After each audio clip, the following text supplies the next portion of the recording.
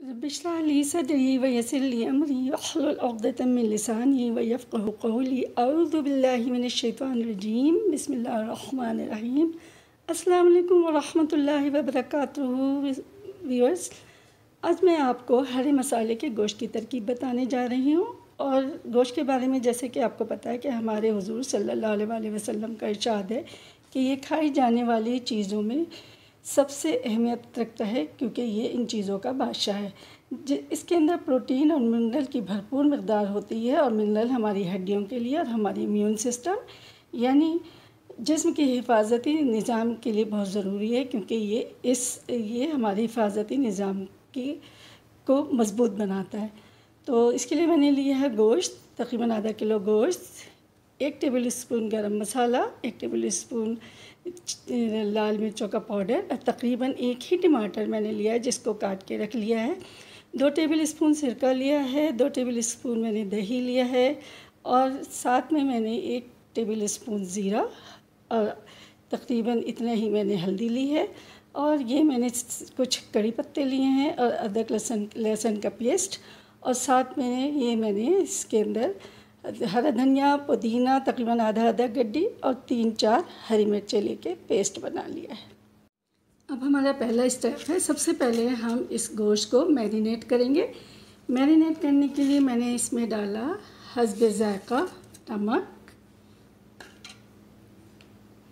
2 table spoon सिरका जैसा कि मैंने आपको बताया था, 2 ही चम्मच मैंने दही डाले,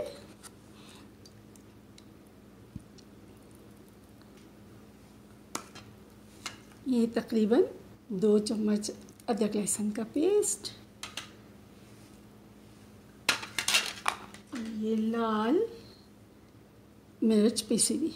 अब मैं इसको अच्छी तरीके से मिक्स कर लूँगी और फिर मैरिनेट करने के लिए मैं इसको रख दूँगी तकरीबन 15 मिनट के लिए।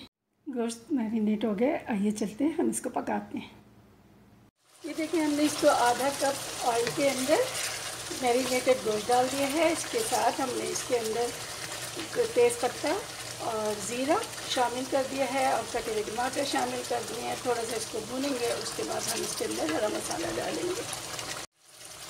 ये तकरीबन भून गया। अब हम इसके अंदर डाल रहे हैं ये गरम मसाला डाल के हमने इसको चलाया, और चलाने के बाद इसमें सारा गरम मसाला डाल देंगे।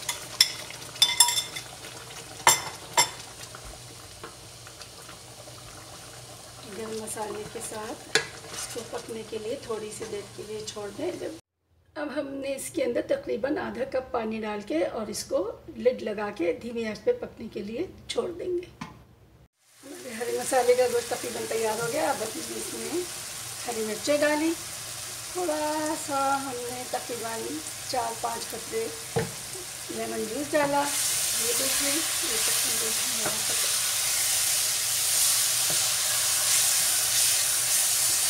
बन गया। अब हमने ये अच्छी तरीके से ये मसाला भी भुन गया। भुनने के बाद हमने एक तरफ लाल गोल मिर्च और जीरे का बघार लगाया हुआ था, ये हमने ऊपर से डाल के और अब चूल्हा बंद कर दिया है। ये देखें, ये हमारा बेहतरीन गोश्त तैयार है। थोड़ी देर के बाद हम इसको डिश आउट कर देंगे। ये हमारा बेहतरीन हरे मसाले का गोश्त तैयार है। इसके साथ ये आप कराची कुकिंग विद समीना को इस छोटी सी बात के साथ इजाज़त दें कि खाना खाने से पहले हमेशा बिस्मिल्लाह और ख़त्म करने के बाद प्लेट साफ़ करके हमें अल्हम्दुलिल्लाह कहना चाहिए। अल्लाह हाफ़िज़।